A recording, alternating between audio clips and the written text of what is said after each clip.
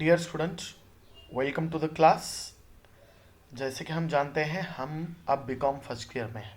ठीक है, तो बीकॉम फर्स्ट ईयर में एडवांस फाइनेंशियल अकाउंटिंग जो सब्जेक्ट है उसका फर्स्ट चैप्टर जिसका नाम है हायर परचेज सिस्टम, ये हम पढ़ने जा रहे हैं। इस चैप्टर में हम पढ़ने वाले हैं meaning and features, legal provision of higher purchase act, journal entries in the books of Wendy and vendor, preparation of various accounts in the legal in the ledger in the books of hire purchaser and seller and problems। इतनी चीजें हमें पढ़ना है, तो हम start करते हैं hire purchase के मीनिंग से। A hire purchase is a method of buying goods through making installment payments over time। ये हम क्लास में पढ़ चुके हैं, लेकिन ये वीडियो अब उनके लिए डाला जा रहा है जिन्होंने अभी तक नहीं पढ़ा है। आप ये वीडियो कहीं पर भी सर्कुलेट कर सकते हैं, इसके लिए कोई चार्ज नहीं देना है किसी को। इसका लिंक आप सबको शेयर कर सकते हैं।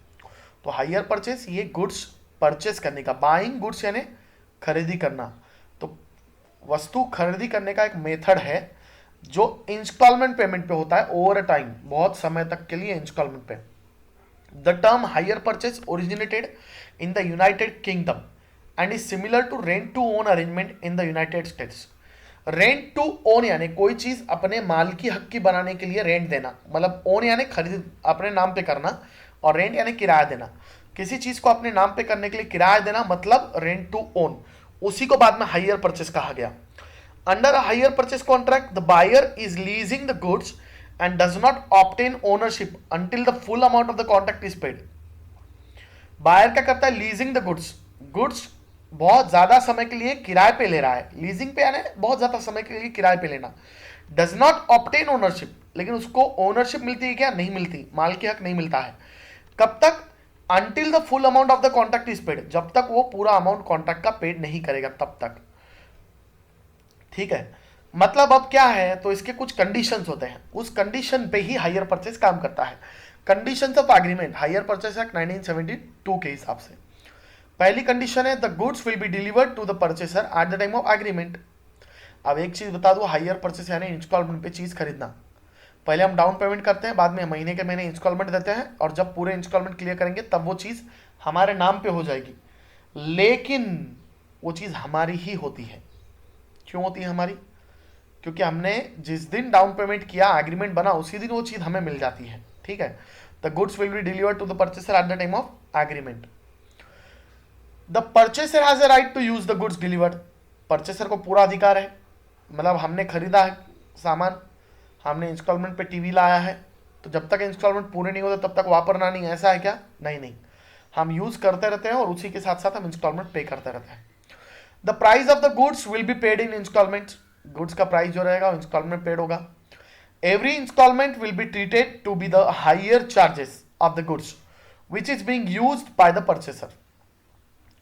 हर इंस्टॉलमेंट को हायर चार्ज कहेंगे। किस चीज का? जो चीज हम इस्तेमाल कर रहे हैं उसका। If all instalments are paid as per the terms of agreement, अगर पूरे इंस्टॉलमेंट पेड किए जाते हैं एग्रीमेंट के हिसाब से, the title of the goods is transferred by vendor to the purchaser. तभी क्या होगा? गुड्स का टाइटल जो है वो ट्रांसफर होगा किसको? वेंडर को। ठीक है, transfer by the vendor to the purchaser, purchaser को। वेंडर यानी सेलर, वेंडी यानी परचेसर। ठीक है, if there is a default in the payment of any of the installments, the vendor will take away the goods from the possession of the purchaser without refunding him any amount received earlier in the form of various installments। क्या? if there is a default in the payment of any of the installment, अगर एक भी instalment में default होता है, default यानी गलती किसकी? इंस्टॉलमेंट पे करने में। The vendor will take away the goods from the position of purchaser, purchaser यानी वेंडी। वेंडर क्या करेगा? टेक अवे द गुड्स, वापस ले लेगा पोजीशन गुड्स का, किसके पास से? परचेसर के पास से। Without refunding him any amount, कोई भी अमाउंट वापस दिए बिना, रिफंड यानी वापस दिए बिना। Received earlier in the form of various instalment, बराबर है। परचेसर ने पहले इंस्टॉलमेंट दिए होंगे, और अब एक समझो कि पहला इंस्टॉलमेंट दिया, दूसरा दिया, तीसरा दिया, चौथा डुबा दिया, पांचवा डुबा दिया, तो छठे इंस्टॉलमेंट में हम टीवी उसके पास से वापस ले लेंगे। पहले 3 इंस्टॉलमेंट वापस करेंगे क्या? उसको नहीं करेंगे। क्लियर? चलिए नेक्स्ट, इंपॉर्टेंट टर्मिनोलॉजीज। टर्मिनोलॉजी यानी टर्म्स, संकल्पना, शब्द। हायरर, HIRER यानी हायरर, हायर परचेसर जिसको कहते हैं vendee, the person who purchase property under hire purchase system, ठीक है। Hire vendor, the seller who sells property under the hire purchase system, ठीक है। Hire purchase price, the price at which property sold under the hire purchase system, okay. Down payment, the amount paid initially by the hire, पहली बार जो पैसे दिए जाएंगे, initial यानी शुरुआत में हम जो पैसे देते हैं वो डाउन पेमेंट होता है। Cash price, the price at which the same property purchase for cash in the market, जिस कीमत पे वो चीज मार्केट में खरीदी जाती है उसको बोलते हैं cash price. Higher charges, the difference between hire purchase price and crash price, the total interest payment. अब हायर चार्जेस क्या है, हम जितने में खरीद रहे हैं, समझो हम 50,000 में खरीद रहे हैं, उसकी असली कीमत है 40,000, तो दोनों के बीच का डिफरेंस क्या हो गया 10,000, इसको बोलेंगे hire charges. Instalment money, the amount every instalment the buyer pays along with interest. Instalment money यानी जो भी अमाउंट इंस्टॉलमेंट पे करेंगे हो वो इंस्टॉलमेंट मनी, ठीक है।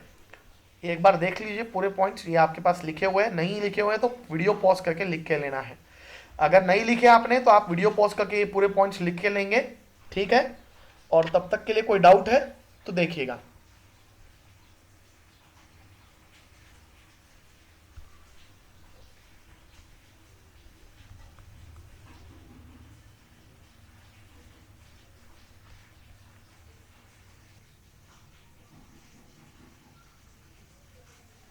चलिए आगे देखते हैं।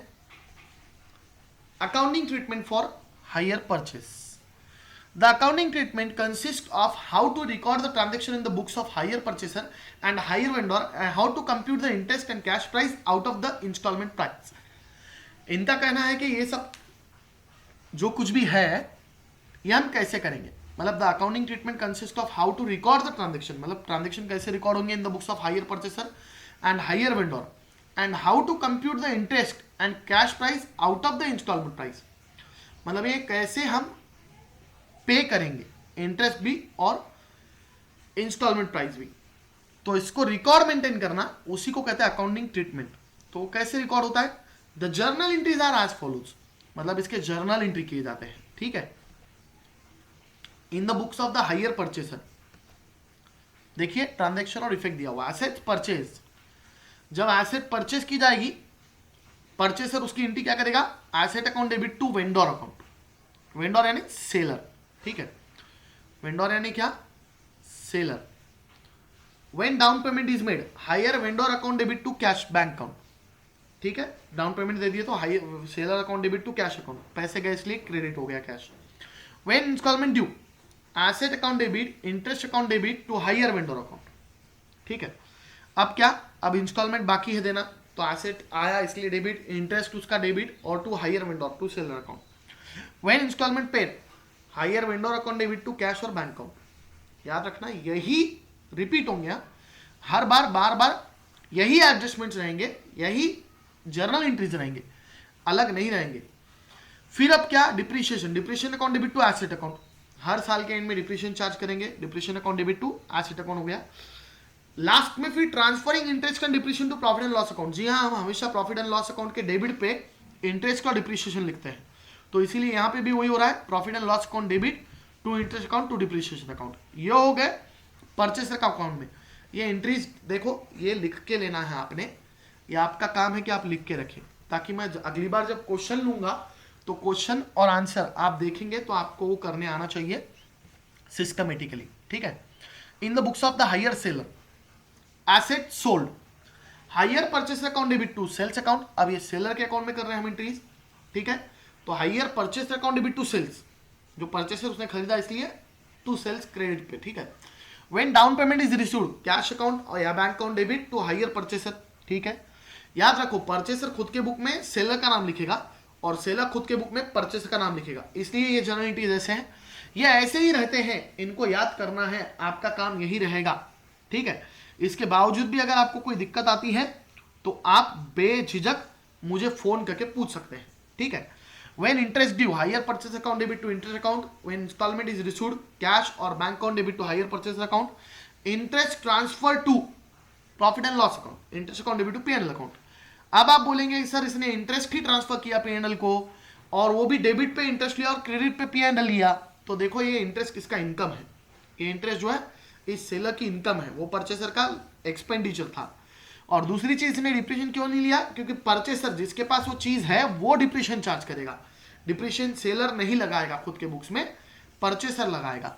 ठीक है, तो यहां पे ये हमारा कंटेंट होता है खत्म, और हम इसके बाद में आगे कंटिन्यू करेंगे ठीक इसी चैप्टर को, यानी कि हायर परचेस सिस्टम को ही, वो भी क्वेश्चन और आंसर के साथ। तो नेक्स्ट वीडियो का वेट करें, जल्द ही आपके सामने क्वेश्चन आंसर्स के वीडियो आना शुरू हो जाएंगे, और इसी के साथ हम स्टार्ट करेंगे स्टैटिस्टिक्स भी।